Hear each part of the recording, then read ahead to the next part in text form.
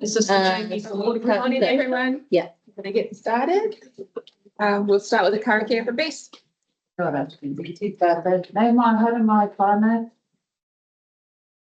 Ki taua mai ki runga, tu taua mai ki raro, tu taua mai ki roto, tu taua mai ki waho. Kia tau ai te Māori tū, te Māori ora ki runga I te katoa. Come forth from above, from below, and within the environment. Vitality and well-being, all together in harmony. Tihei Māori ora. Thank you, Bess. Yes. So we'll go on to the public forum with Anna Horn for planting shade trees. Welcome. Just a reminder, you get 5 minutes. You can sit up front, get recorded, and we can only ask questions for clarification. Yes, I'm aware that I'm not allowed to ask questions, although. Well, kia ora, everyone, and thank you very much for the opportunity to come. I'm hoping you will receive my email, so I won't invoice all the issues there. But it's been this whole thing, having adequate trees in the town has been on my mind for many years, and if one was to go back through many submissions, I've been putting this down for a long time. So my concern is that for once I'm really here out of selfish reasons. I'm losing 4 to 6 hours a day in the heat of summer. I can't go outside, I can't walk. It's the heat is getting overbearing. Now, I'm not sure if it's just because I'm 72 now or for whatever reasons, but I think there are broader issues. But what brings me here today is essentially the well-being of our community and citizens within our community. And the reasons I've decided to come forward with this concept to as community board to at very least plant a dozen trees this year for Arbor Day along some main routes. And I've suggested there's a couple of routes between the school and town and along Cook Drive, where we all know at before school and after school there's a lot of foot traffic and cycling and scootering.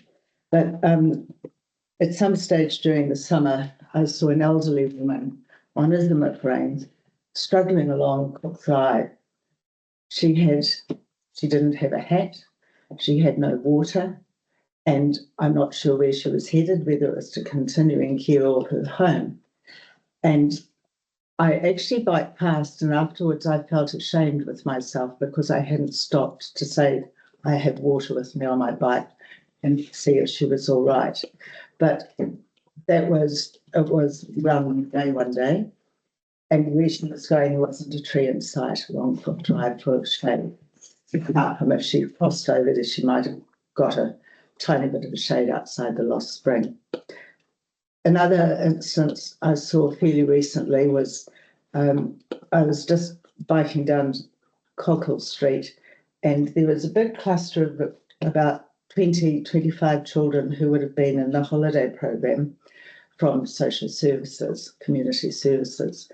And I overheard one of the several adults saying, right, everyone, stop here, put your hats on, have a drink of water.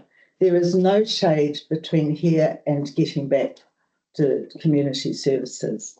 And I thought, that's absolutely right. And again, this was one-ish or so in the day, very, very hot.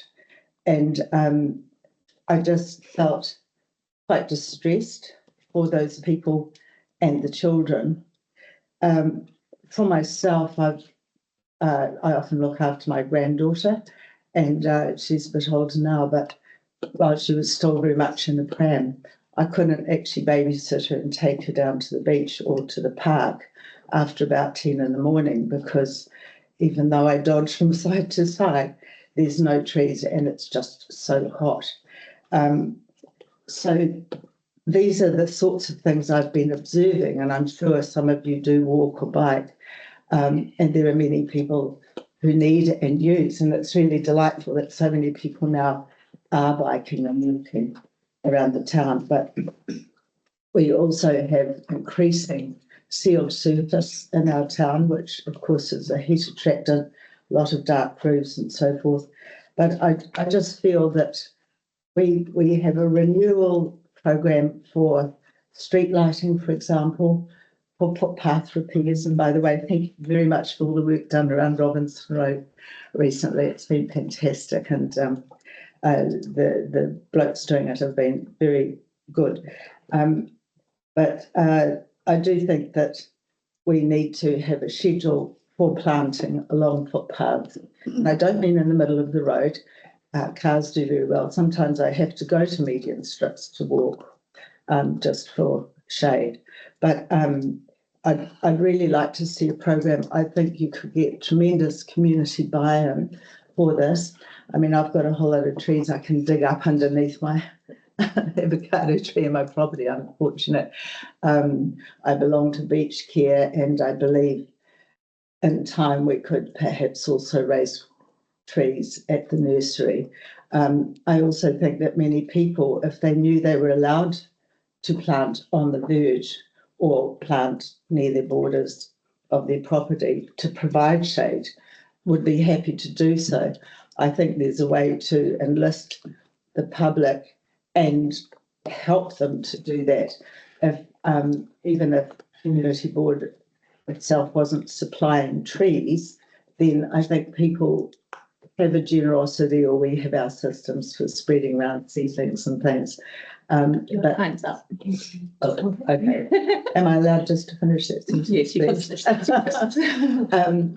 And I think, for example, if we can get community action led by community board or council, and of course I'd like to see this throughout the district, then the way you as the authorities could help would be by if a person wanted to ask a tree, saying, yeah, we'll have someone pop round and check the services to make sure you're not going to put it somewhere where you're going over the water or the, or the horizontal infrastructure. So then it's the bare bones, my 5-minute version of what I'd like to see. Does anyone have any questions? Yes, thank you, Anna. Do you have any specific trees in mind?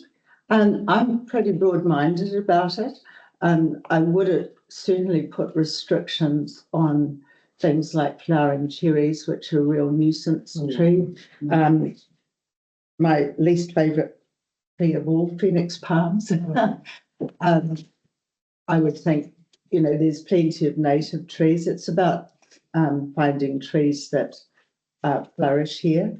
For example, I actually like picking all the olives around town. Olives are a nice tree. I don't think we have to be rigid in what trees, but I'm happy to be directed. I mean, obviously my preference is native trees, but So you would like non-shedding, what is it, deciduous? Yeah, most of the indigenous trees are. Yes, but deciduous trees have their place for some people, because some people's properties really need that winter sun. So I fully understand that deciduous trees cause issues, but then there's a lot of issues of people not even bothering to go and clean their drains anyway. So I don't think that's the problem particularly. Thank you. Sorry. I was just going to say, would cahoots cows be too overbearing? I mean, those have a lot of shade without. Yeah, but we also know that you can prune in certain ways, and it happens a lot just with view corridors and all that carry on around the town. But yeah, the power along Joan Gaskell Drive is starting to come away now. Yeah, Great. yeah, it's a con. Thank you, Diana. Just wanted to make sure that we got that from staff so that we actually get to have a conversation about how we can progress some of this. Yeah, perhaps a workshop or something. Yeah, absolutely. And I'm happy to contribute in any ways, and I have the people I can cajole into. Thank you.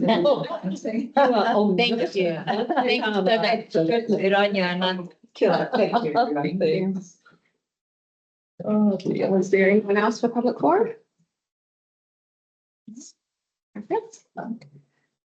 The Mercury Bay Community Board receives Anna Horn as speaker in public forum, including any tabled material and correspondence. Can I have a mover and a seconder, please? Happy to move. I've got Rika and Beth. All those in favour say aye. Aye. Any opposed? Motion carried. No late item.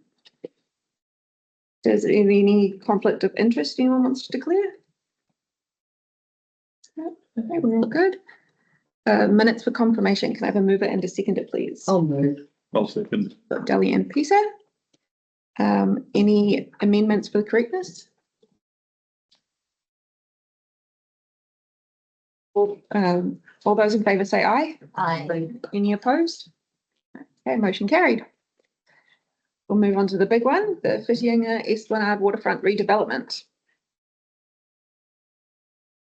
Around. Dean here, are there any questions? Dean's going to speak to it, isn't he? Yes. Yeah. Yeah, through the chair, I've got a bit of an intro. What I might do first is just welcome up Lord Baxter, our project delivery manager, here in person today. The reason being that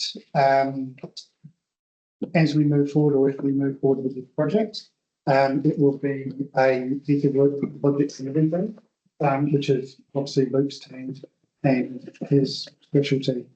So I've got a bit of a rundown for you, which I'll go through, and I'm happy to sort of take any question. We do have apologies from Urban Solutions today. They are available on the phone if we need to bring them in, but we thought the discussion would be around council stats rather than the content of the report. So the Whitianga Esplanade redevelopment project has been a priority of this board for a very long time. In fact, it's been budgeted in the last 3 long-term plans and was confirmed again in the 24 to 34 long-term. And it's got a capital delivery set for between years 27 and 30 in the LTP. And it's a piece of work that the board has prioritised to allow for growth and to alleviate health and safety issues. And so it's really important that we understand that the current infrastructure is already at capacity. So it's already maxed out. That's what the findings are of the various consultants that have worked on it and staff. And also secondly, that there are health and safety risks that we have to address. So the previous Mercury Bay Community Board set a bunch of key objectives, and they're all listed in the report.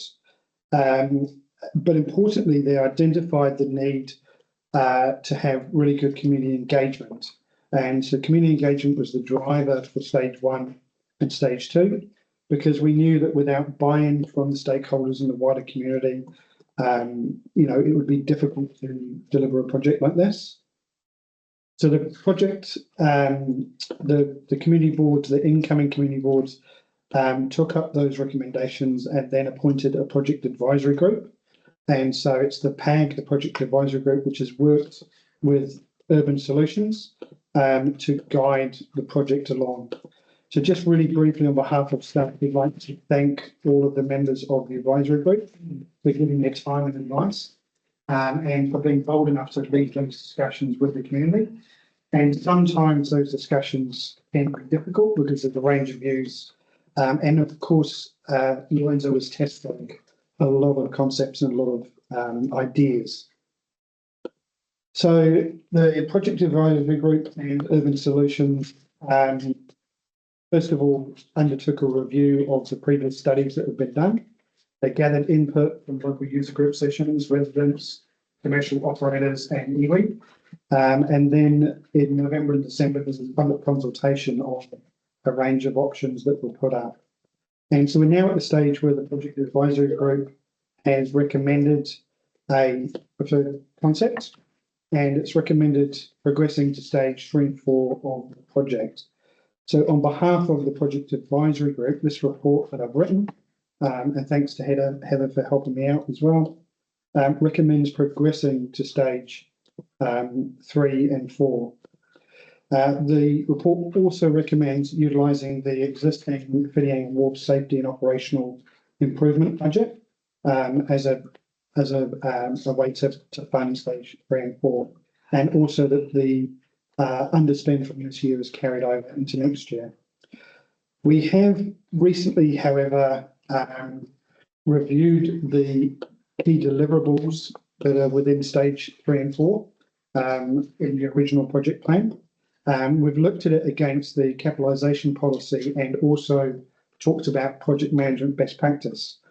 And for transparency, we note that Urban Solution and the Project Advisory Group didn't have that information. We've only just done that in the last week, not in time for the agenda review. And so yesterday I furnished a memo to you that looks to just reset some of the staging in stage 3 and some of the staging in stage 4. And the purpose of that is to be clearer on what we'll do in each stage and, bring us up to best practice. So I'll let Jessie put it up on screen for the benefit of everyone that's online. And it will be attached as an addendum to the meeting. But essentially, we're now asking in resolution 2 that stage 3 includes the project management. The change resolution. There we are. All right. Just hearing now.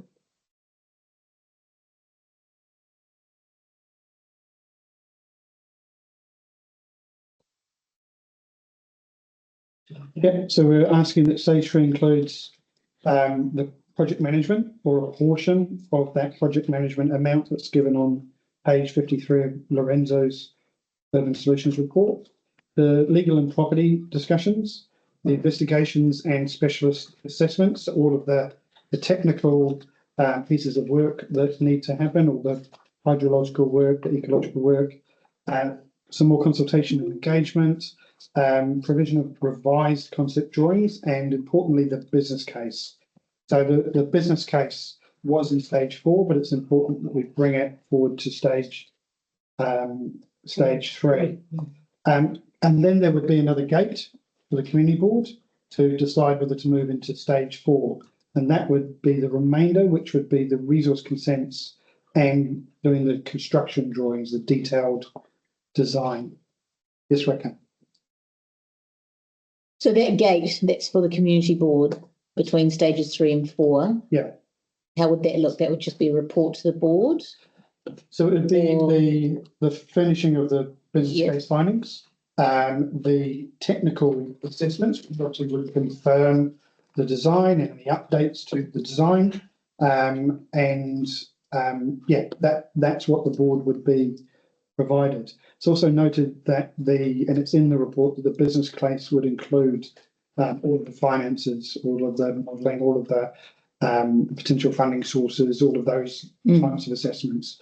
So you would basically have that package then before committing to your resource consenting, which is expensive, and your detailed design, which is obviously expensive as well. Yes, no, that's good. Thank you.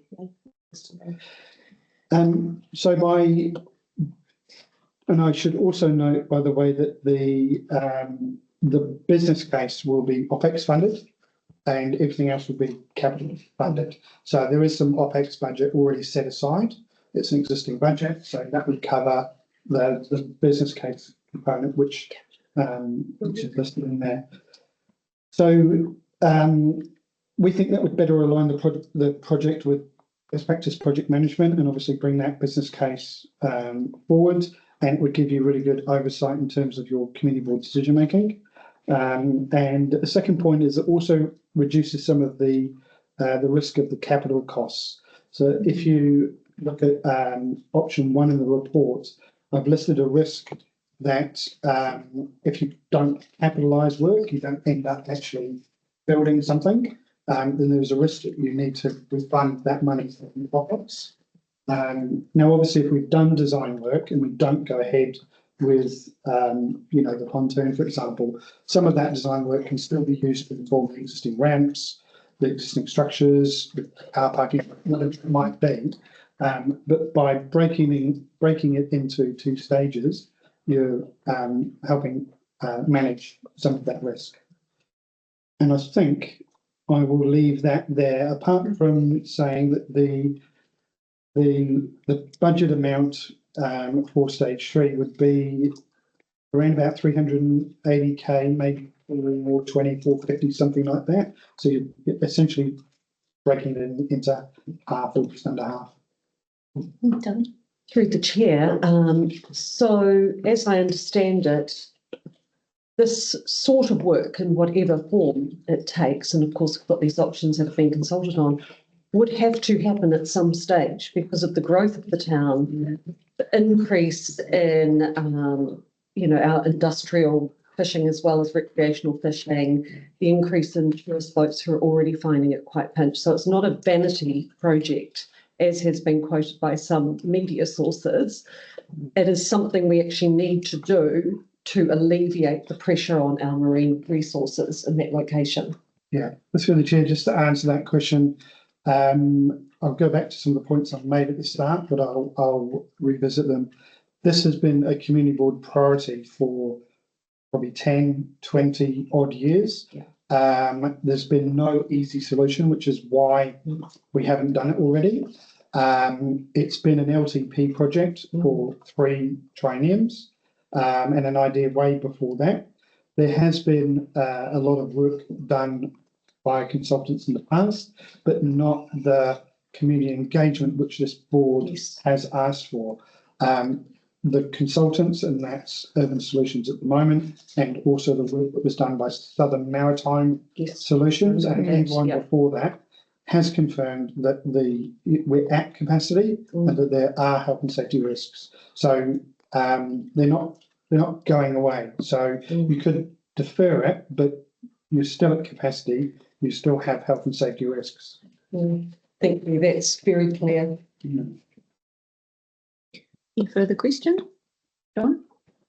I have a few questions and then a few general comments. Can I just get clarification on page 13 in the background? The existing wharf becoming a separate wharf for commercial fishing without public access. Does that support itself on its own business case, that it will sustain itself through the recoveries that would be received from commercial operators?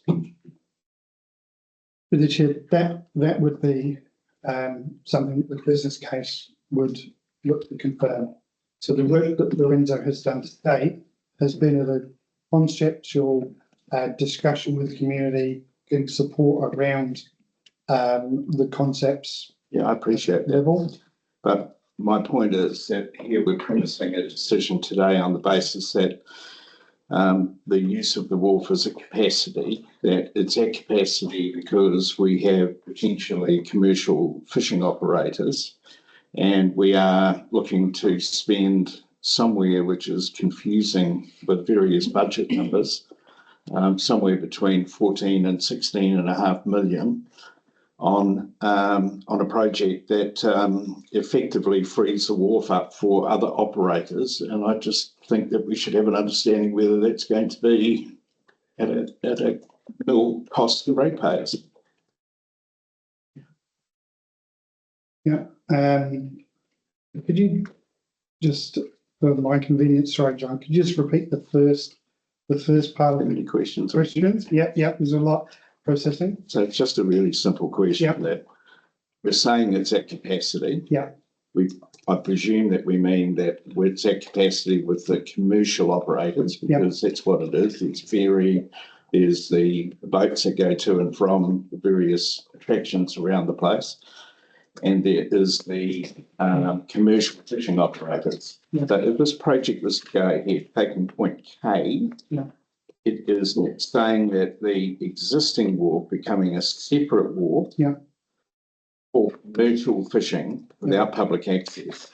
So my question is, would that be on the basis that the commercial fishing operators pay and we recover all costs related to that wharf? Yeah, so the discussions with consultant have been that, yes, we would need to look to recover the costs from the commercial operators, but we haven't had those discussions with them yet. That we need to go through the I suppose, again, the business case to understand what that looks like and what those options might be. But the work that Lorenzo did include talking to various members of the fishing fleet, looking at whether they're growing, whether they could grow in the future, what the limitations were for them. And through some of those discussions, he did gain insights as to, their need for growth into the future. Okay. Well, I think we need some clarification around that sooner rather than later, Yeah. because it's a major component of the project. Second point, so I just wanted to really run through in the key objectives from A to K. I started going through these to try and justify in my mind why we would spend this amount of money. And the first one, creation of a trader boat launching and parking area physically separated from the other activities undertaken at the Esplanade waterfront area. This could be in the Esplanade waterfront area or an alternative location. Well, I think everything that's recommended says basically the status quo. Yeah. So there's a cross beside A.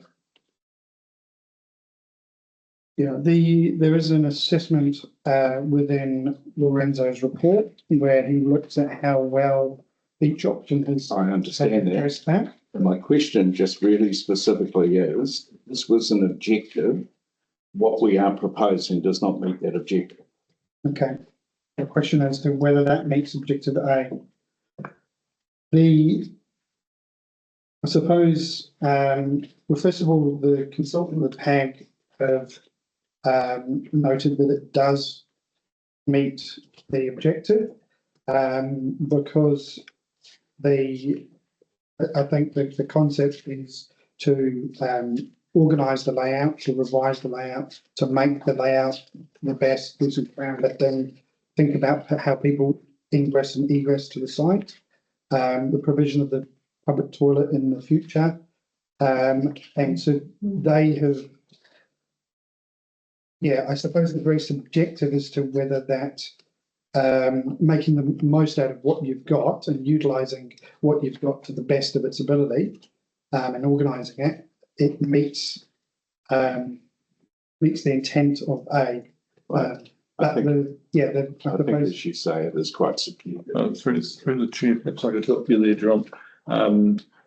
In our research, we did look at alternatives that there may be for trailer boat parking. I did read that. And we did extensive mind games and testing and research and inquiries. And part of that was looking at the Robinson Road at Hilton Park for overflow trailer boat parking. Part of it was looking at Taylor's Mistake for overflow boat parking. Part of it was looking at perhaps having some off-site trailer boat parking like at School Road, and then running shuttles to and from the launching ramp. And we looked at all of those alternatives and some other ones, and came back to the hard case of the existing trailer boat parking arrangements seem to be the best option. So that was my point. So point A, the status quo remains. So that objective really hasn't been met. Well, the objective has been discussed and researched, and the answer to that is that what we've got, we think, is the best situation. Okay. Well, let's move on. Point B. This is still my questions, I think. So, a grassed recreation area, which if a boat ramp is retained in the area, is able to be utilised as an overflow trailer boat parking area in the peak summer period. Has that been addressed within this? Is it actually referring to Taylor's Mistake here, which has already been available? Yeah, so through the chair, that has been addressed by 3 locations. So one is the area out in front of the Esplanade, being able to be multi-use and use for overflow. Two is the Taylor's mistake, being able to be utilised and organised in that fashion. And three is Robinson Road and the minor work to Robinson Road to organise So that. look, I just take that in the same category as A, that I question the value of whether that has actually been achieved. The area of trailer boat parking and grassed area recreation area provided for the annual Whitianga Oceans, formerly Scallop Festival. To me, what has been identified out of this project is that we don't have control over a large portion of that area. It's actually leased to the marina. So it's very hard for us to have that as an objective within here when we can't determine what the outcome is of that. So I can't see that as being achieved. And really the status quo is remaining in regard to the use of that on a friendship basis at the moment. It's an informal arrangement, I think. Yeah, through the chair, that discussion around property and land ownership is in stage 3, and we would look to make sure that that's addressed at the start of stage 3. So that's another reason for breaking the piece of work in front of us into the 2 stages. Yeah. Just through the chair, if you think about the principle of this approach, stage 1 and 2 is largely about identifying need and understanding that there is actually a community willingness and want to do something in this place, and that there's a need from a health and safety perspective. Stage 3 is actually about feasibility. Yeah, well, with respect, Luke, I want to make sure that before we as a board commit ourselves going forward, that we understand what it will deliver for us. I appreciate that we will go through the full ramifications of a business case, but at a cost of somewhere around $380,000, that will have to be expensed, which means a cost to ratepayers if we don't proceed. So I just need to be really satisfied at the moment that we've done enough homework and understanding that we push that button and we do that in the best interest of everybody. Now, I'm not saying I don't support this project. What I am questioning is what value it will actually return at a time when we're getting really, really clear messages around how much rates have increased and the pressure that, and it's the decisions we take today that cost ratepayers tomorrow. And so I'm extremely conscious of this. And I'm questioning now, whether the objectives that we set out in the first place have actually been achieved to a point where we should say, we should support this going forward. Through the chair, just in response to those concerns that you've raised, part of the good practice element that I'm advocating for here is that this feasibility work is an investment, but it is also managing a risk. And that risk is a bigger risk of costing the ratepayer. We do the due diligence and the feasibility work, you start building something, and then halfway through the bigger investment, then have to expense that in a much bigger amount. As we have experienced, yes. So I've given ticks to D and E on this list. F, a separate public play in beachfront area incorporating a playground, a beach to swim from, a swimming platform, a jetty pontoon. Well, that's sort of partially ticked, because the pontoon would provide some area for swimming. A separate pontoon jetty for the game fishing club. Now, and I'm taking the ferry berth as a give me within that, but that all it's doing is moving it from point A to point B. It's so the point H on here. Have we had conversations with the game fishing club about the implications of that move, and are they comfortable and will understand that there will be quite a bit of cost to them in making that move? Yeah, through the chair, I think for the game fishing club, there will be an area set aside within the existing structure for them, and that was the way to achieve H. And they were involved in the focus group sessions. In fact, the first focus group session was held at their venue, and they were involved throughout. When we, I just want to make a comment about the objectives. Yes, that is what we've assessed, but also the objectives were set in 2022 before we'd done a lot of the work. So yeah, that might be why they're not probably the same objectives that we might have cleanly set today if we could. So they are your stated objectives. But they are the stated. They haven't been revised by the working group. No, or updated. They were the stated That's objectives. really all I have got to work off is at the moment. So, and just to finish my little run through these things, the existing public toilet, I understand it stays. It's not part of the project to move that at the moment. But through the chair, the intention is that when the existing public toilet is at the end of its life, or a certain amount of components are at the end of its life, it would move to the new location, which would be at the entrance to the new But not part of this project. It could be something that we could do regardless of the end. Yeah, and it would be at the renewal of that asset when it gets to the point where I suppose it's the tipping point for that asset to move.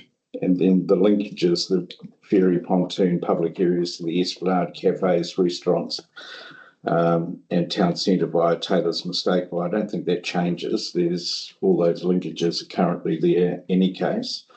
And I raised the point right at the start in regard to K and the commercial fishing, to separate that as an asset for commercial fishing operators should certainly be on the premise that that they would meet all costs of everything that would be involved in regard to that.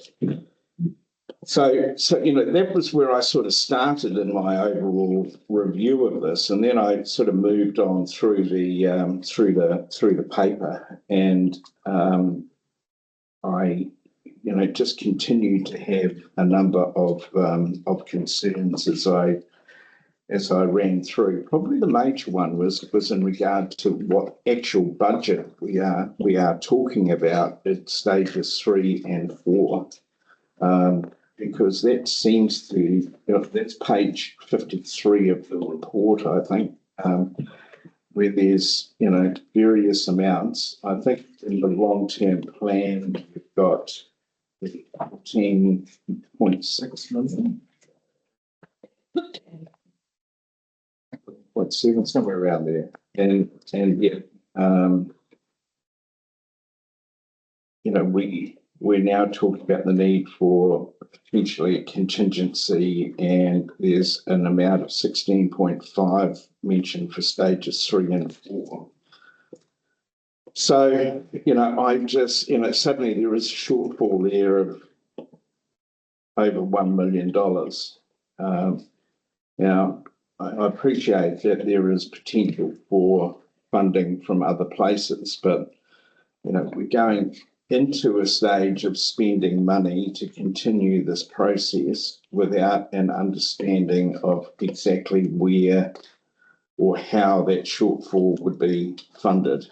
And I just remind everybody of the journey that we have been on in regard to the Copley Marine Precinct and the shortfalls and the need to suddenly find over $1 million of shortfall in regard to that project.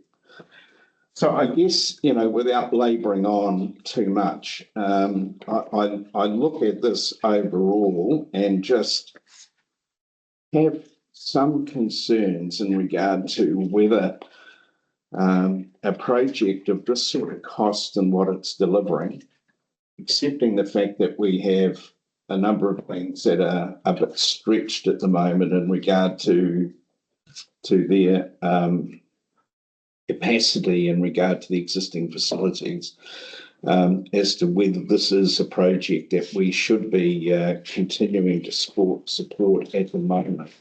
or whether we should be doing more work on it to understand and get down to exactly what costs and how we would fund it, to be able to really make the right decisions. And I accept that this is what it is because we're staging, but staging is still going to cost us around 380,000 if we don't continue.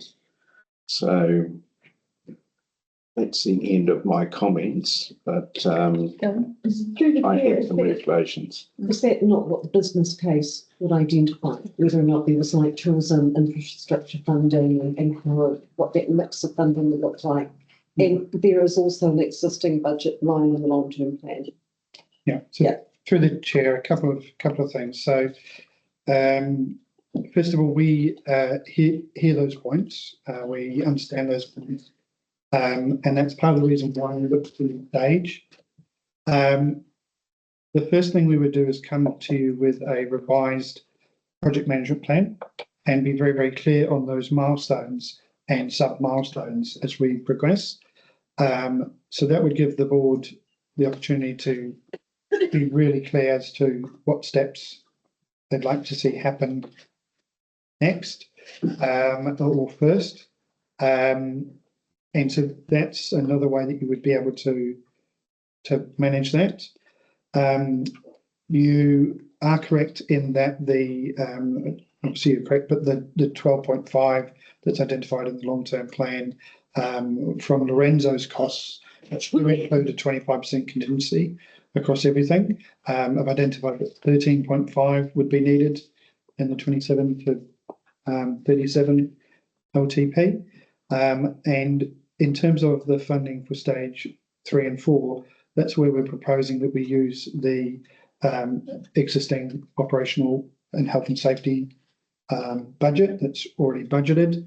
That was a 1.4 mil budget, so we have enough in there to be able to deliver step by step stage 3 and 4. But to be clear, that's still money. That is still money. And if we didn't use it, it would then be available for other use, or if not used, it would come back as a credit. Yeah, so through the chair, I can answer that one. So the intent of that budget, in my understanding, was to improve the safety at that specific location for the existing assets. When you look at the work that's been done, they've applied some pretty basic principles around health and safety. You minimize, isolate, eliminate, and they've come to the conclusion that the best way to ensure the safety of recreational users is to eliminate the risk by separating those two areas of commercial and recreation. So if you were not to proceed with the recommendation and you just retained your existing wharf, then that money still needs to be spent on ensuring the safety through mitigation efforts on the existing assets, but it will never do as good a job as eliminating that risk by separation and building a separate wharf for recreational activities. So the money still will be spent. You won't get the best outcome because you're not applying the most rigorous health and safety approach, but it's already allocated to the same outputs, but you won't get the best gains for the community. Okay. I think that just answered my question, because I could see this coming to a risk insurance meeting and that we are at risk of exposing ourselves to some risk. Sorry to use risk 3 times in one paragraph, but hey, that if we don't enact in some way with the increased pressures over the next few years, we could reach a crisis point or have some sort of incident that then puts council as a whole at maybe the risk of litigation, or you just don't know, do you? So the money is there. The best practice has been indicated as to separate commercial from recreational. Okay. Yes, so Chair, that's essentially correct, is that there's been a lot of work in assessing what the risk profile is. As council owner of the land and the assets, we've got some basic obligations to ensure people are kept safe when they're using our assets. And so that's what this work has been looking at. And the recommendation is to apply that separation. Thanks, Luke. That's very clear. Any further questions? I have one further additional question. I did see somewhere, I'm just trying to find my notes on it, that there was a comment in the report that at one point there was some disagreement on the working group, and it referred to a page in the report where that was contained. I just couldn't find that. And related to that, I just want to have an understanding about just a general reaction on how well attended those meetings were by the members of the working group. Did we have participants there for every meeting? Yeah, through the chair for most of the meetings, and there would have probably have been 5 or 6 or 7. All of the members were there, or there might have been an apology. The instance that you're talking about is that we had set some time aside for our final meeting. Everyone was in attendance, but the meeting ran over and needed a second day. And on that second day, Callum couldn't attend.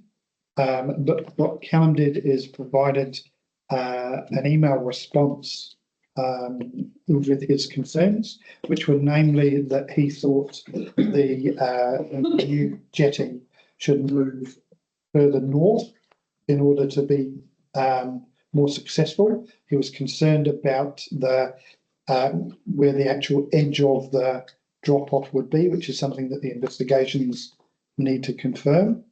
And in that letter, he also flagged the ongoing discussions with the marina about the land. So those concerns were shared with the PAG, and I think it's recorded that 4 out of 5 PAG members agreed to move forward, but Callum was had those reservations recorded. And I sent a copy of the draft report to that member to check that they were happy with how we had captured it within the draft report, being Lorenzo's draft report. So was Callum's concerns related to marina concerns about this interfering with the operations in and out of the marina, or was he concerned about it from a sort of depth and practicality point of view of use of this jetty? I'll give an attempt at that, but I might ask my PAG, the members of the PAG to respond. Project advisory group. Call me PAG. So Callum's main concerns throughout his involvement were whether the playground was in the right location. And so that remained a concern. Second concern was the length that the new wharf would need to go out to find the edge, which was addressed by Lorenzo multiple times during meetings. And then in the last meeting, he was concerned about whether people that come out of the marina would traverse across the front of the structure rather than going to the channel, so they wouldn't abide by the harbour master sort of rules. They come in the way of the new structure. So yeah, there was in the last meeting concern about whether there'd be any impact on the marina entrance, and the response from Lorenzo was that there wouldn't be, and from Lorenzo's discussions with the harbour master that there wouldn't be, but that would be again, proven in the work to be done. Through the chair, I think it's a very fair summary of Callum's concerns. I picked up from his comments that he was mainly concerned as to the length that the new bridge had to go out to get to the drop-off to where boats could come in at all tides. and there was maybe one or two moorings which may have to be shifted to that depth of the access way. But as Lorenzo said, that would come with the detailed research and the hydrographic reports and all that sort of stuff. Yeah. I think there was 3 moorings we talked about that would need to move. Yeah, and through the chair, again, I did make sure that Lorenzo had seen how we had captured his comments. Helen, because yeah, obviously the marina, we value their input and the relationship we have with them. So yeah. And so apart from those comments, everybody else that attended, and that was generally all the members, were supportive of this overall plan coming back to the community board today.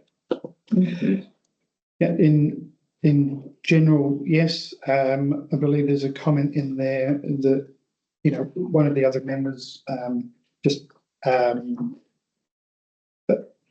you know, would like to have seen the detailed ecological impact assessments and all that sort of stuff, because of some concerns about, you know, the ecology. But generally, yes, the PAG was 4 to 5. That they were happy for it to progress. Through the chair, if I just go back a bit, John, to help you perhaps with your concerns. I look at the objectives set in 2022, which to my mind showed a wish by the community board to look at a rearrangement or redevelopment of the Esplanade area. And yes, there were a list of objectives that they wanted to see covered. But to my mind, you've got to start somewhere. And that's where it all started, that list of objectives, which to some extent is a wish list, to my mind. Then our current group did the research, met with the stakeholders, had public forums, public meetings, and came out with maybe we couldn't meet all of these objectives, but we did get what the stakeholders were looking for and what the public were looking for, and we reached our conclusions and our recommendations on that research. From here on, I quite understand there's going to be some cost involved. If we just stop now, we've got nowhere. And to see if this whole project is viable, I think we do have to go to the research cost in the next step to get to a final point where, as a board, we can recommend to council that, yes, we see this, we give this the green light. We do have to spend some money to get to the point where we can say that. And that's what we're asking the board today, to say, can we do that further research to get to that point where we can say yes or no?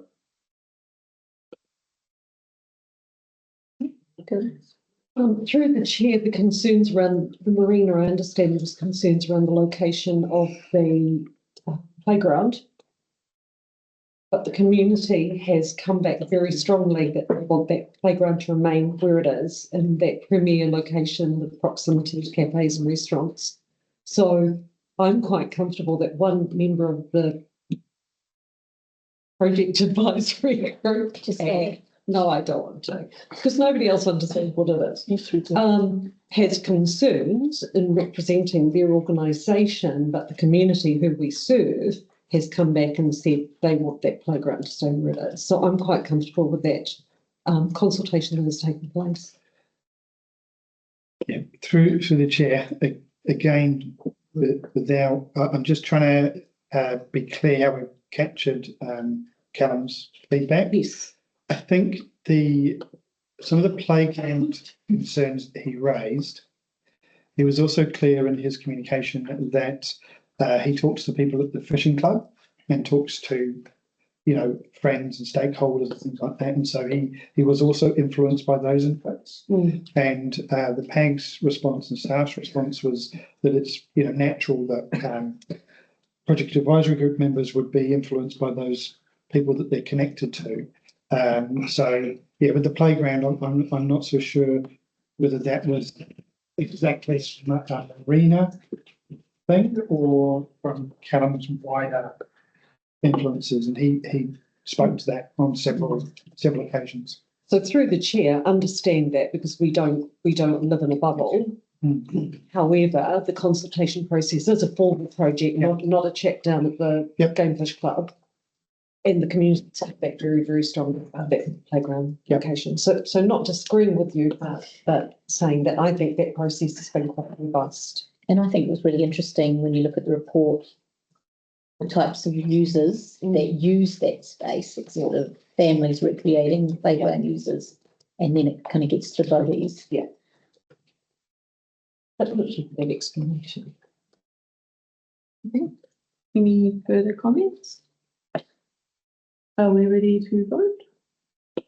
Can we put it back over the chair? Can we just get the resolution? Is the board?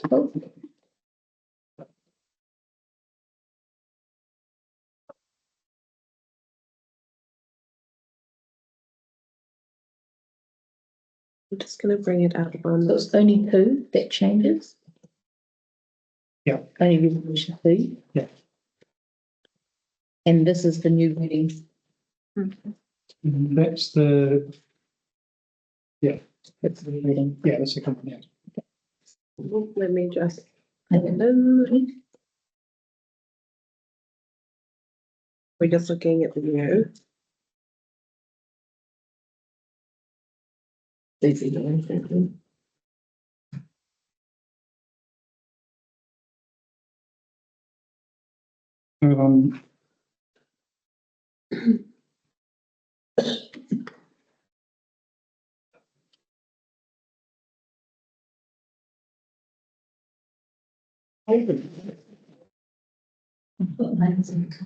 Here's one. Hey, Jessie, just on number 2, that paragraph that was below, noting that the business case. I'll put that one in there. Yeah, put that one in there, please, and the Just do that. bookmark number 2.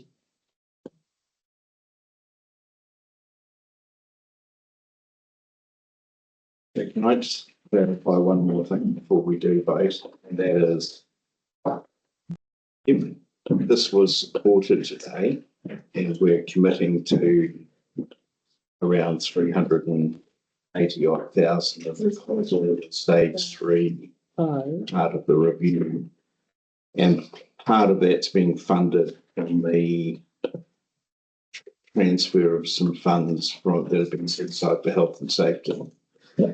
If the decision after that was not to proceed, the costs for the health and safety work would still happen.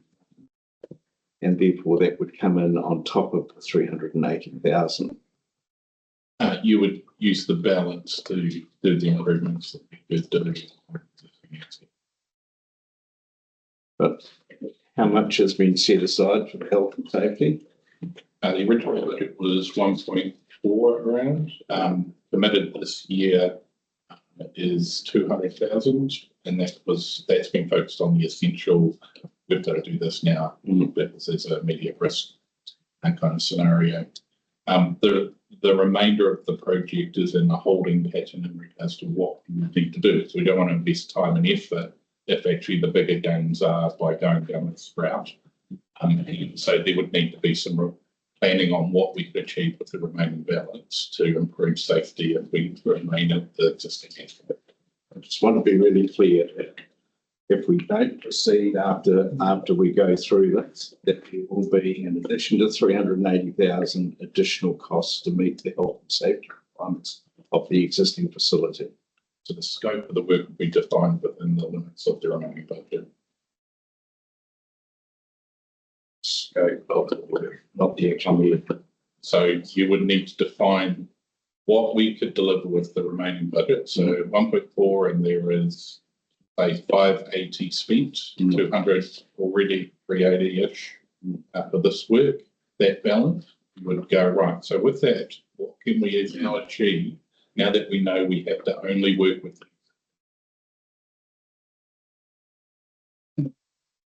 The chair, the other thing to note is I made the point earlier, if we do an assessment, so say for example we do the hydrology bathymetry assessment, but then we don't go ahead with the pontoon structure, that assessment can still be capitalised against work that we might do on the existing structure or the walls, or that there will still be uses for it rather than it being all lost. And through Chair, I'll add to that. So we still have the other project of renewing the existing pontoon. And so the hydrological surveying we are getting done and need to do that with this. And so we will extend it if the direction is to do this option. And so we're only engaging them once to do the bigger picture. And then the portion, if we weren't to go ahead, that serves that renewal would be capitalised to the existing project. So you're reducing the impact by smartly delivering. Through the chair, can I just ask a question about concept 1 and 2? Concept 3 and 4 mention the traffic safety measures, including raised tables. Is that sleeping policemen? Raised tables? Does that mean the roading? At each end of the recreation area? So that's like in Campbell Street. Yeah, exactly what Heather said. So it's just the The sleeping policemen, as we call them. I'm not 100% sure what a sleeping policeman is, you know. Well, you paid for that one. Yeah. It's a flat. It was a speed bump. Yeah. But it's the flat one that you're saying Campbell Street. Not appropriate. Campbell Street. No, I always thought they were flat roundabouts like the one at Albert Street. So, Yeah. if I may, like the ones we have on the main street is what I'm thinking, is what I assume. Through the chair, I thought it was the one where you come into the entrance of town That Campbell, and Campbell and near the roundabout. just by the tyre place. And Yeah. it just goes up and across a little bit so that, it's not just like a speed bump that you kind of bump over really fast. You have to drive up. That's my understanding. But, Of a and yes, I call sleeping policemen. Yeah. I suppose the important point is that there's traffic. calming. There's some sort of Calming. traffic calming Yeah. measure identified. The exact design and layout of that Is to be counted. But I just see it's in concept 4 and 3, but I don't see it in 1 and 2. We're getting into detail. Why am I detail? Through the chair, it's because I think it's because the concept 1 and 2 were focusing the readers, the general public, on the marine concepts.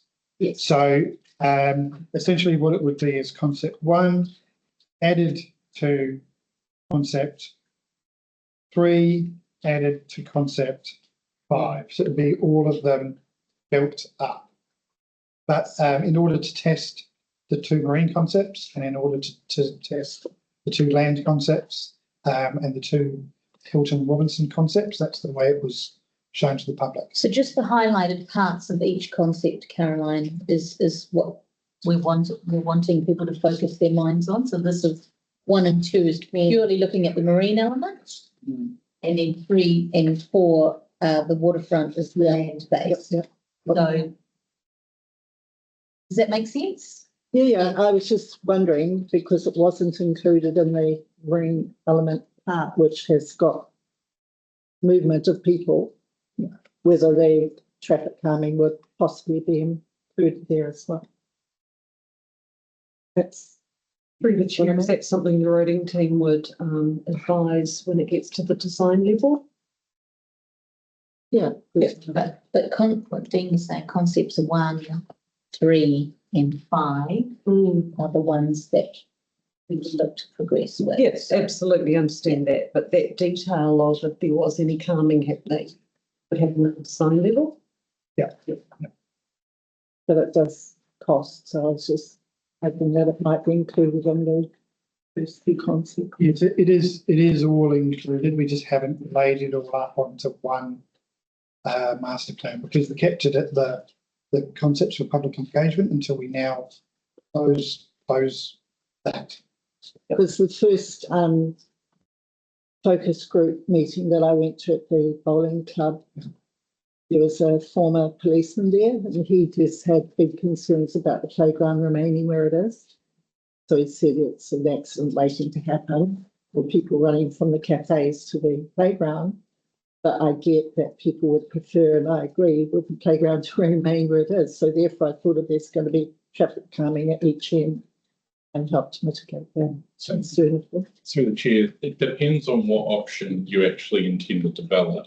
And then we would engage with the other parts of council, Road team specifically, around looking at the bigger picture. So if we did build this thing, how do we manage the risk around? Because it actually changes the behaviour of the users in this space. And we need to assess that based on what we agree we're going to be building into the future. Good work with Road team. Thank you. Chrissy.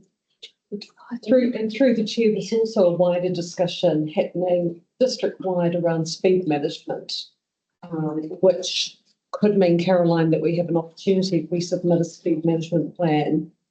Even though it's our own roads, it has to go through a process that we want that to be 30k all the way through there, or even 20k. So there is a bigger discussion to be had.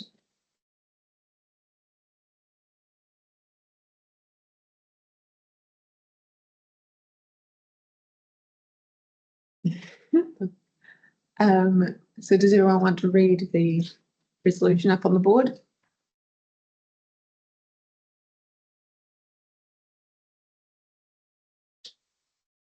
Just opened it up so it could all fit.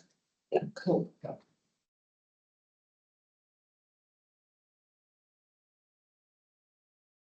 Through the chair, Dean, this might be a question for you. Just in number 3, should that be changed to deliver stage 3? Because it's still got 3 and 4 there.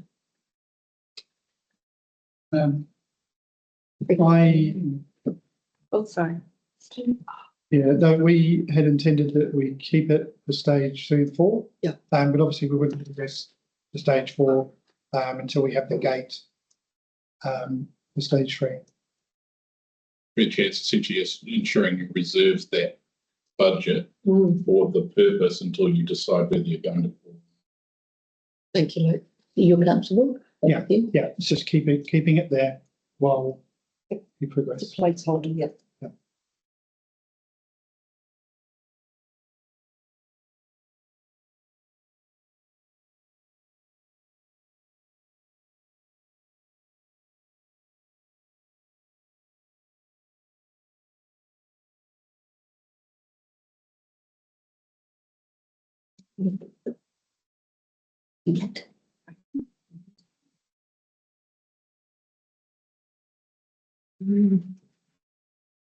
Is everyone happy with the resolution up there? Okay. Yeah. We'll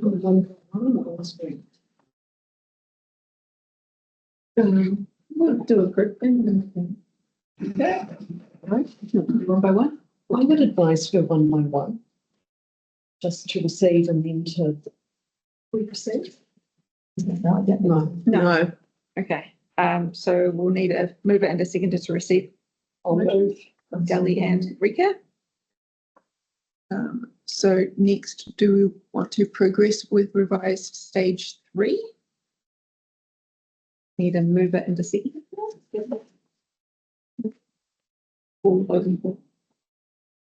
So you're going to do 2A and 2B, or is it just 2 that you're doing now? 2. So we're going to vote, sorry, through the chair, we're going to vote on all 3 at the same time. I feel that my recommendation is that we would move and vote on one and then move and vote on the different options. Sure. Okay. Governance advice? Because I don't think we'll have any problem with receiving, but we might have some problems with turn through. Yeah, already. Let's see. I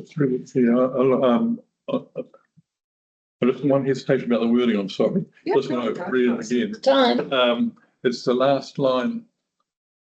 The last line under number 2, where it says to be subject to a future decision. Yeah.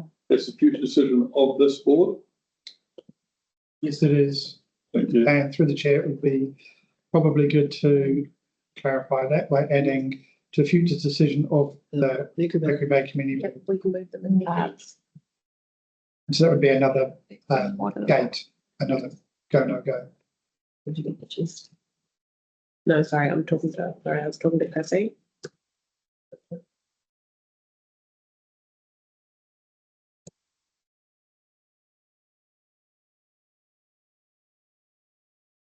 Capture that, just. Sorry, I was just talking to Chrissy in regards to how we're going to do these resolutions.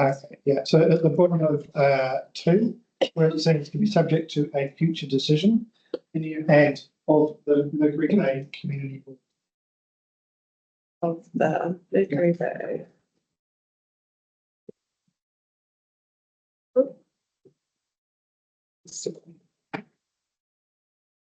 Also. I'll put it down there so that everybody can see. She's dot.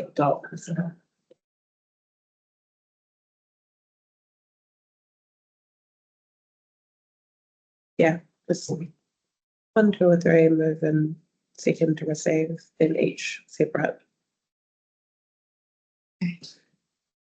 Okay, number 1 then. We're going for the preferred option. Is that what we're doing? We're receiving. We've done the receiving. We've had that Delhi and Rika have received for the first of the report. Don't you mean to say all those in favour? Okay, all those in favour say aye. Aye. Any opposed? Motion carried. Okay, so number 1, number 2 then.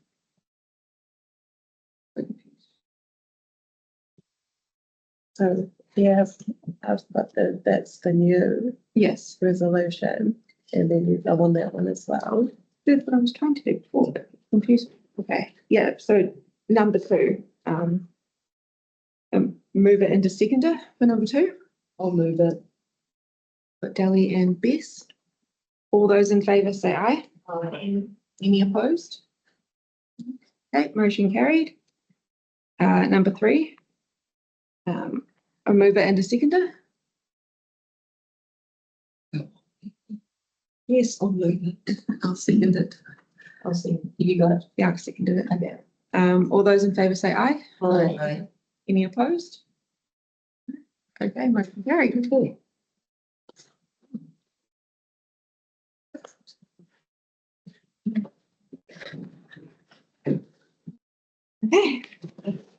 Okay. So now we're on to the request for funding. Yeah, I'll just speak to that briefly. Yes, we've got Heather.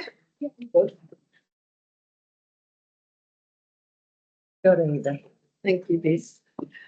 I'll take the main report as read. However, I just wanted to confirm that the correct balance in the board's discretionary budget is $47,816. I did have an error in that report. I know that you have all talked with John Moore from the bike park, so you're probably well aware of his requests. I've also, as obviously have sent you out, you've all got a copy of it, the additional request for funding, which is really an internal request for the volunteer day. And we had talked about this briefly about having our volunteer recognition day after the next board meeting on the 18th of June. And we have $500 available from the recovery funding towards that, which is not ratepayer funded. So no impact on a ratepayer for that. However, last year it cost approximately $790 for what we provided last year. So my question for the board on this one was whether or not you were comfortable supporting an additional $300 towards supporting that volunteer day, or whether you'd be more comfortable scaling back the catering to meet the $500 amount that we have currently. So basically, I can't really recommend anything because it's up to the board to approve or decline those requests, and we can work our way through each one of them if you'd like, or if you have any questions.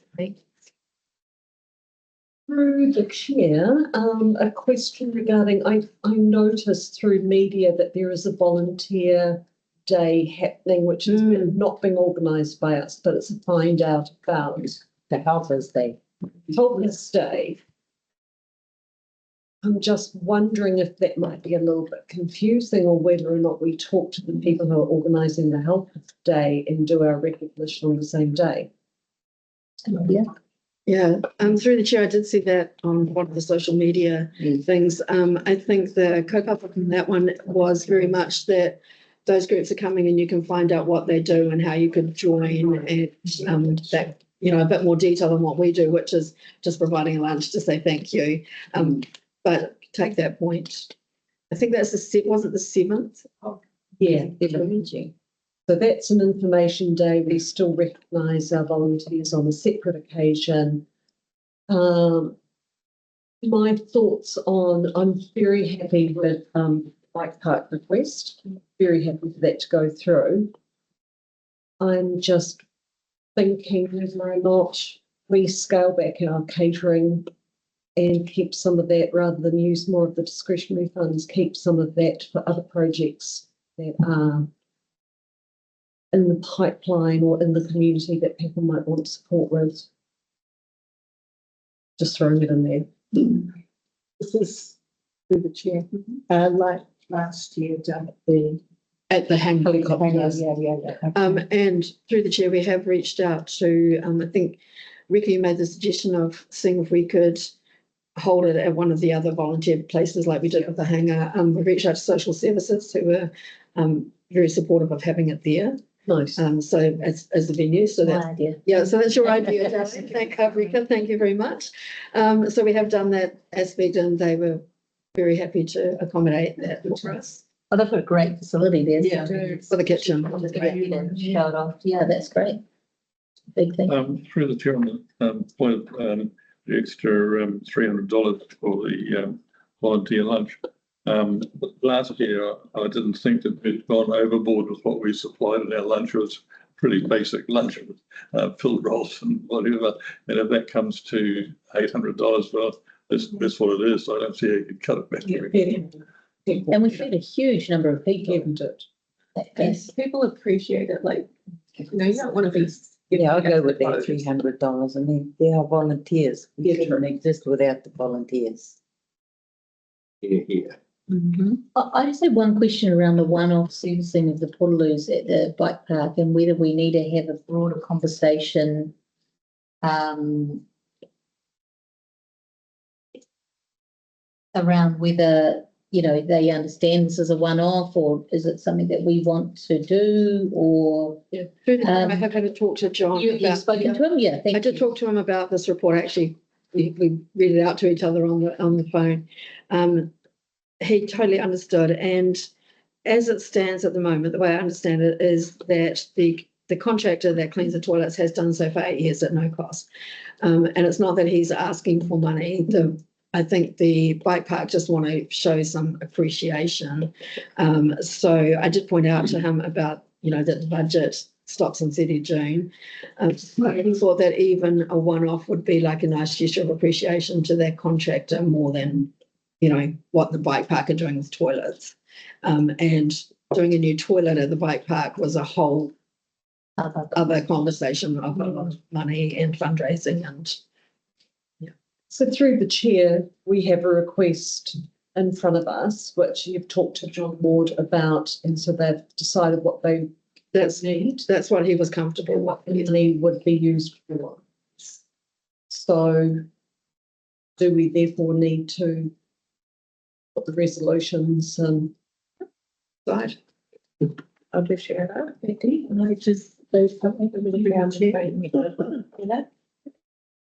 Heather, with regards to discretionary funding, my understanding was that it was sort of a bit like a leg up at the beginning for projects.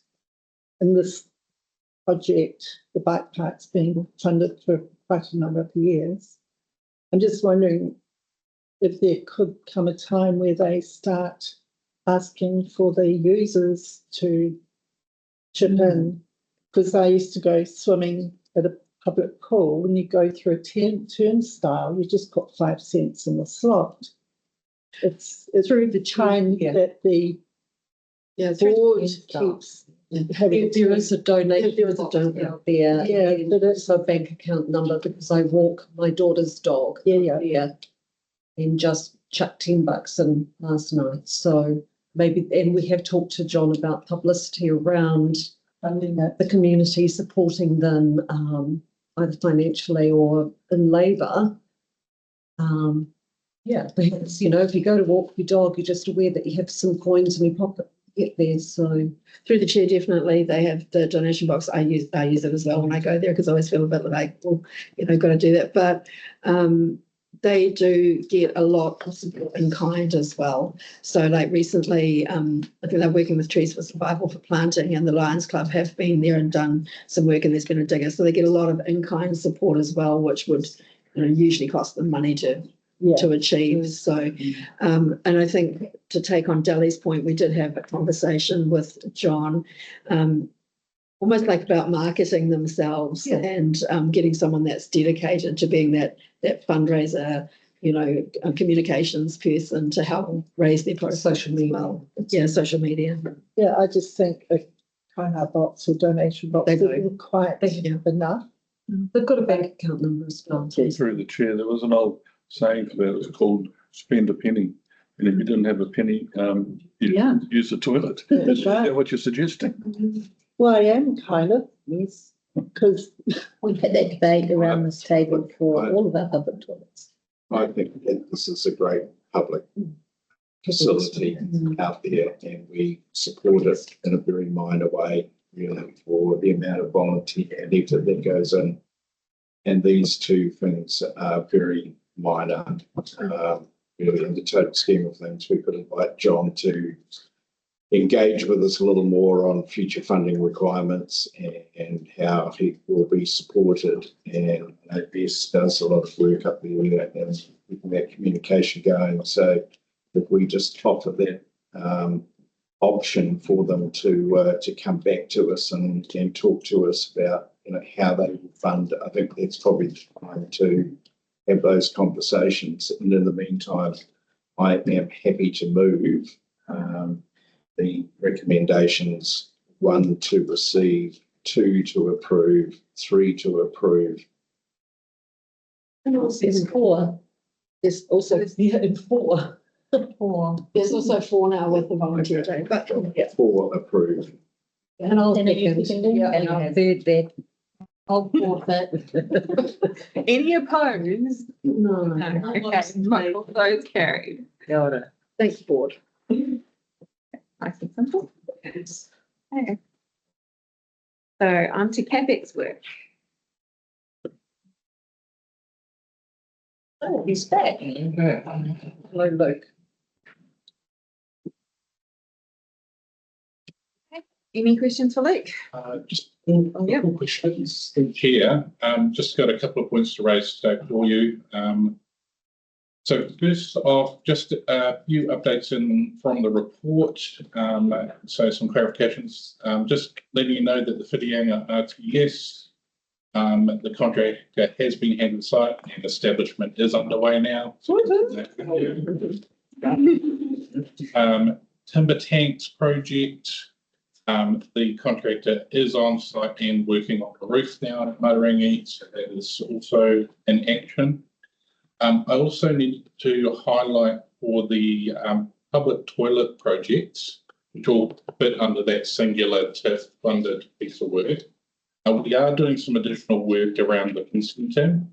This is taking us a little bit longer, so the schedule is under pressure at the moment. So just highlight that. That's why it's in orange. Yep. Thanks, Luke. I had questions around that.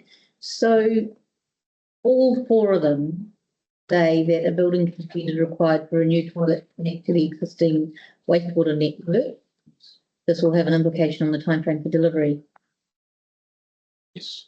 I read that as this is something, if we've got this collection of toilets arriving, I would imagine that these sorts of things would be tidied up prior to the units arriving on site. Is this something that we haven't even done? So, we have done some work. We were working with the contractor down a particular pathway to ensure that it all hit the right timeline, Yeah. including configuration events. We are now pivoting slightly to ensure that we're getting everything in order. And there was a few things that weren't anticipated by the contractor. And so we are getting that over the line. We can't really start the work without that being ticked off, but we are working with them. So they are doing all this work in the background, but the buildings are going to be ready to go. And we're working very closely with our colleagues in the consenting team as well to be really tight on the process. I would think when you do a building project that we expect our community to go through the consenting process first. Yes, we were operating in parallel because it's very tight. And Chair, if you allow me, I think the confusion with the way is building work like this can be granted an exemption, and around the country, council are inconsistent with that. And I believe the contractor had worked with council where they will provide an exemption. We are currently, and so they put it into this exemption on, and we've said they need a consent, which we'll fast track. And it's pretty basic consent. The consent I understand from foundations and connections only. But it's just something that there's an inconsistency around the country. I think that we miss. Sorry. Wait, Ellie first. So, no, you That's you fine. can have the You go. floor. It was your question time. A general comment, and I'm just wondering because, and Luke's aware of this, you've got Mark Bedford at Matabangi saying, I don't know what's going on, blah, blah, blah. This is a public document. I wonder if it's worth sending the CAPEX report out to all our ratepayer chairs just to highlight what's going on. The other comment I would have is I've seen correspondence, and John will know about this as well, regarding the permission needed for them to progress the grass carp application, and they're still waiting on council to do something to enable them to do the grass carp I'll update that. But I have a third question, which is also around, there's a bit of a public perception, and certainly from Matarangi, around the timber tanks and things and ageing infrastructure. So kind of got a trifecta of questions in there because I get Mark on the phone. Gotcha. Yeah. So I can answer the last one. Mm-hmm. The other one isn't actually a project we're delivering, so I can take that information away and get a response. I'm happy to answer the question. Okay. And you? Oh, no, that's right, because I'll cover that in something else. Okay. So in regards to the timber tanks, at the time of the decision to invest in replacing them, there is still a decent amount of remaining life in those tanks. And so you could have either incurred a larger cost for replacing it completely with different technologies, and we would go bigger type of infrastructure. But this isn't the environment to be expending unplanned expenditure, so we had to manage that impact on ratepayers. And so what we have done is we have gone with the replace components rather than replace the whole infrastructure at this point in time. And then when the whole thing comes to end of life, it will be replaced with something that we don't intend. So I suppose my question, and I know you're aware of this, Luke, and you're very busy, is how we communicate the actions that are happening. I mean, Mercury Bay, as you probably learned, is very gnarly board because we have all of these discrete communities with their own ratepayer groups. And so they are understandably pretty parochial about what's happening in there. But on the other hand, they're also very good at communicating with their communities. So if we can, and it does take a bit of effort, sadly, if we can communicate projects clearly to them, then the ratepayer chairs like Mike Bedford, who are getting, what's going on there? I don't think this is happening, not your fault, can push information out to those communities, which can allay some of their fears and actually tell a good story as well, which I'm always going on crying about, telling good stories, that, hey, this is going to plan, not a bunch of idiots. We actually know our infrastructure is ageing, and this is the process we're undergoing. So I think that helps staff immensely because it calms down some of the angst in the community and the level of understanding is clear. So through the chair, I can respond in part to that. So we do have some work underway in regards to the public website, and we're improving the project area for that so that we have the current projects, and the idea is that the comments that you see here will be transferred into those web pages every 6 weeks, and so that it's freely accessible to the whole community, and they can choose to dip in and dip out of that whenever they want, and they'll see relevant recent updates. So we might need some social media saying that this is now available to you, and hey, you can jump on here if you've got questions that might stop you annoying customer service. Yeah, brilliant, Luke. Thank you. Great answer. Your comment about delis? Okay, you can go do. And to be fair to Luke, I think that's a action for the community management team and also the comms team to work with those chairs to show them how to seek that information, but also probably to use our knowledge to tell them, hey, look, there is an update here that you need to read. It's multi-departmental. It's not Luke's personal responsibility to email every rate page here in the district. No, I wasn't having you go. So we'll pick that up and try and strengthen that connection. It just keeps the angst level down as well. Which is lovely. Are yours separate questions, please? Yeah. Yeah, thanks. We'll go John then. My question, through the chair, is to ask our visitor that is here today an extension of a comment that was made before in regard to the construction of the toilets and the need for a consent. I'm really struggling to understand that, because are we not the people that they are contracting to, and therefore we would require detailed plans and understanding of the construction of it beforehand. Correct. And then we also need them to complete one of our consenting applications. It just seems to be a cumbersome process to be. Yeah, look, I agree. I think the Act requires consent, but it allows for discretionary exemptions, and council can use that based on us.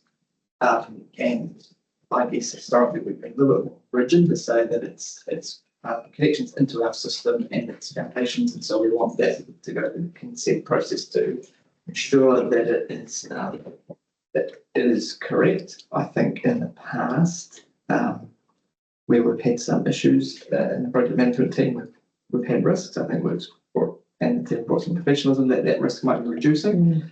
I'm not currently the GM in that space, so I haven't been involved in the decision, but certainly Luke and the team have raised it with me to look at when I go back in 2 weeks. But for this, we decided not to use our discretion for an exemption and prefer to do having consent. And to be honest, that won't take too much.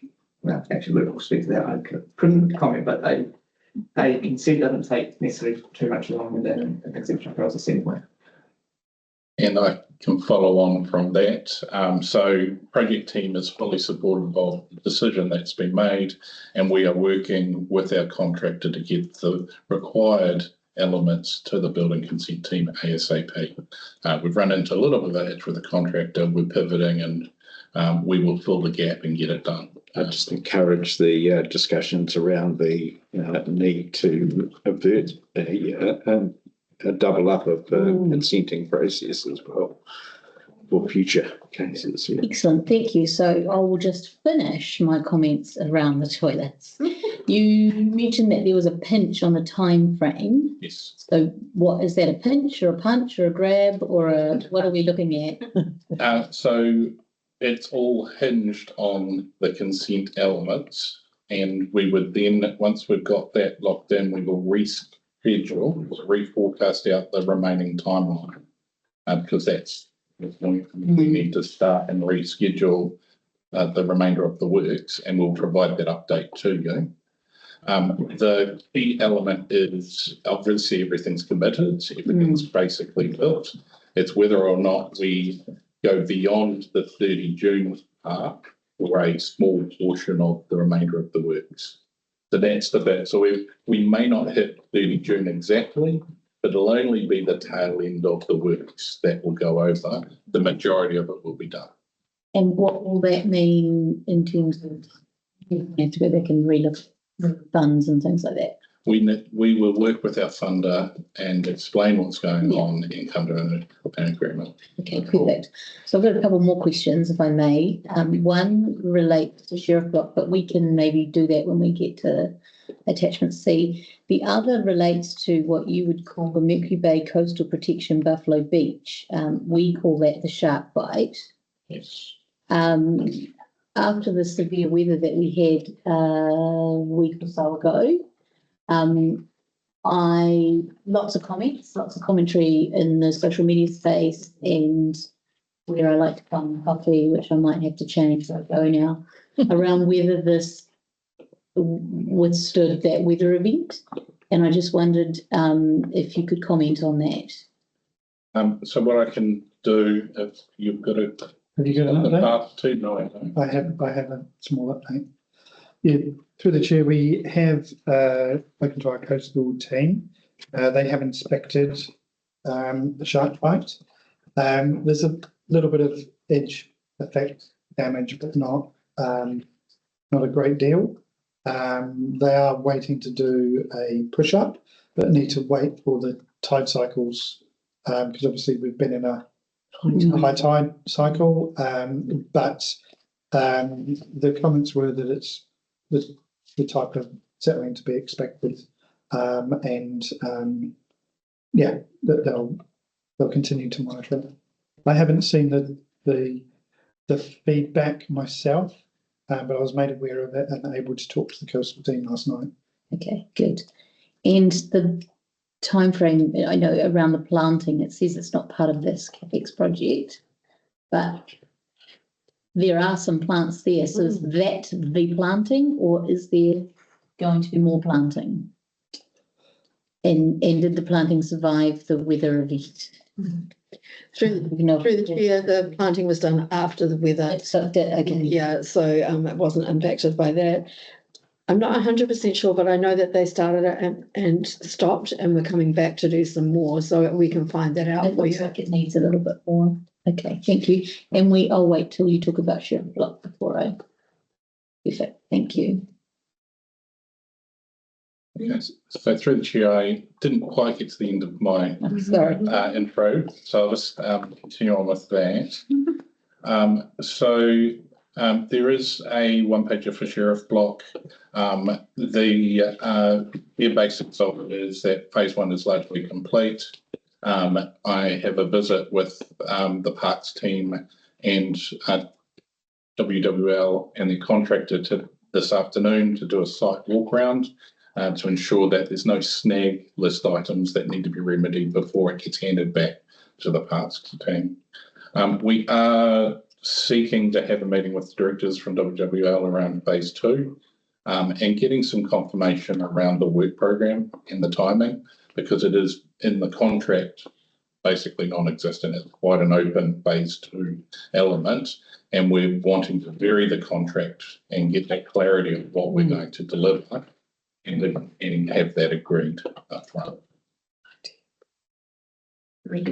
It sounds like the way the report's written that waterways are not being difficult, but are not racing to meet us. They are. Is that true?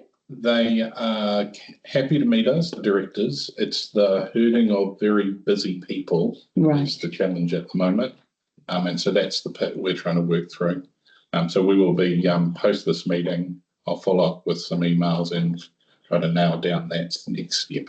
So when you talk about the variation, is it just because the detail doesn't exist in the agreement? Detail doesn't exist, and obviously stage 1 took quite a bit longer, and there were some elements around that, and we just want to tighten it up so that we're all on the same page. We're all agreed on the outcomes we're trying to seek from stage 2, and from council's perspective, we're trying to maximise the benefit for the community. And if it's going to take 10 years for them, we want to have that conversation, because 10 years might not suit the community and the community We want to know, what are you going to do and when will it be finished? Thank you. And so next meeting of the community board would have some idea? I hope so. It is, we are dependent on directors being available for that conversation. Thank you. So the last closing part for me is that just highlighting for you that we as a staff have a new project management tool that has been implemented for council. I'm highlighting this because what we intend to do is also improve our reporting, because with a tool that holds really good information around our projects, we can give you better information in our reporting. So once it's bedded in and we've got the whole, all project managers using it consistently, next financial year, we're looking to improve this community board report for you with information that gives you better insights around the health of the area's projects as much as just a listing of the projects. So this is just signalling that there will be a bit of change coming, and we will be engaging with you around that to ensure that we are delivering a better quality report for you. John? Just coming back to the sheriff's point, stage one, are we comfortable that everything that needs to be done has now been done in preparation for summer concert shift? That is the purpose of today's meeting, is to walk around and look at against the plans, what's actually been delivered with the contract, identify any missing parts of that. Right. But generally, from what you know, it's there mostly. Yes. Largely without going there and looking at the detail, but it's also about making sure it's fit for our parks team to easily maintain. So we'll be looking at the really operational matters, the Canberra, the slope, can the machine handle it, you know, all things, detail like that. Cool. Any further questions for Luke? Do we have a mover and seconder for the report? I'll move. Second. Rika and John. All those in favour say aye. Aye. Any opposed? Thanks, Luke. Motion carries. Excellent. Thank you, Good Luke. luck then. Thank you. Good work. Oh, we've got the action schedule and I'll take it as read. There's only really one change from the action schedule. I took out our favourite perennial favourite of the Tapu Tapu Atia Bridge, aka the Ruby's Bridge. I've put that just into the monitoring summary so we don't lose track of that. Our parks team are continuing to remove the signs once I put up there, but we are no closer to finding out who is putting those signs. Yeah, but any questions for me? Happy to answer them. Kelly? So South Highway West, it's still an ongoing thing, and it was still an ongoing expensive thing, and I still don't understand A, why it's ongoing, and B, why it's expensive. So it's been in the action schedule for a while. Yes, my understanding of that is it's a commercial sensitivity around that, and I can't really speak to that at this point. Rika?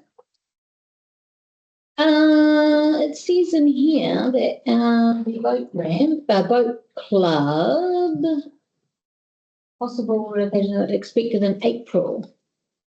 Yes, no? Are you still on what year?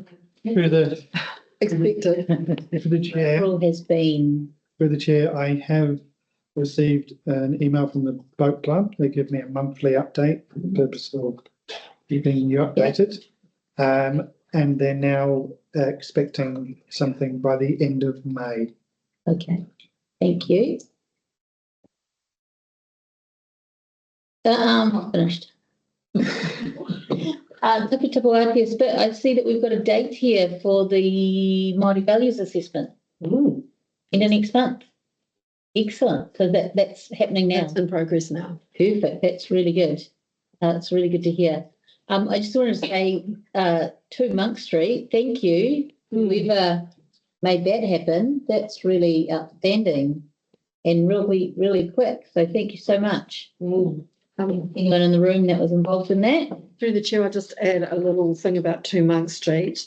Interestingly enough, since doing that work, we have had some people living parking their tent in there. So we will be monitoring that. Luckily, we can see that outside our office windows and have, got our lovely bylaws team involved in dealing with that. So there may be a few little things like that happen, and we'll just keep an eye on the situation. And the last question is around Hot Water Beach bus parking. Yeah. And the removal of the existing bus stop on High Place.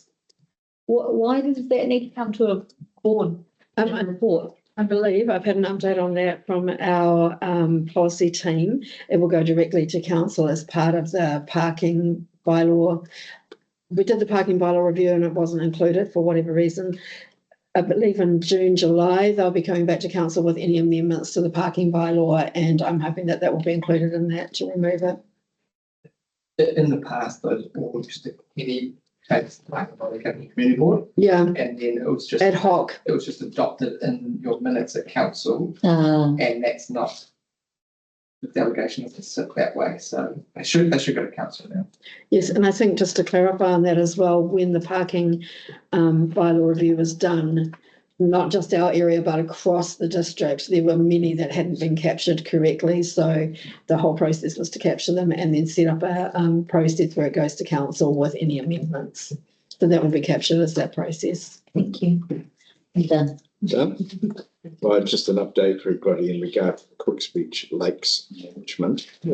Rick Houston rang me this morning. The follow-up questions that I had, knowing that he wasn't going to be at this meeting. So the approval has now gone to the team that will be providing the CARP, confirming go for that project, and they are visiting over the next couple of days to look at further desludging of the lakes. So that assessment is taking place, and then once they have decided on what they will do, they will look at another spray before the CARP arrive, which could be anywhere between 6 and 10 months, I believe, potentially, because of the fact that it has to be publicly notified and go through consultation with DOC. So that's the latest.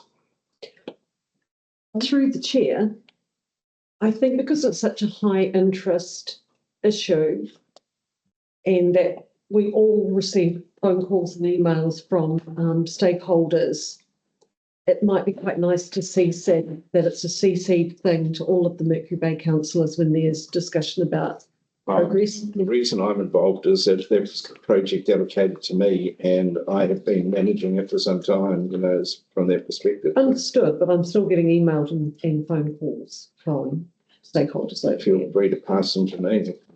All right. Any further discussion? I'll move. I'll second. Nice. All those in favour? Aye. Any opposed? Motion carried. I'll move the correspondence report. I'll second. Everyone's in favour. All those in favour, say aye. Aye. Any opposed? No. Move to public. I'll second. PX. All those in favour, say aye. Aye. Okay, move to public. Public excluded. I'll move the minutes. Sorry, we've got to exclude. Yeah. Just 1 minute team, we're just. I thought that's the only way we were going to do that. Well, just. Probably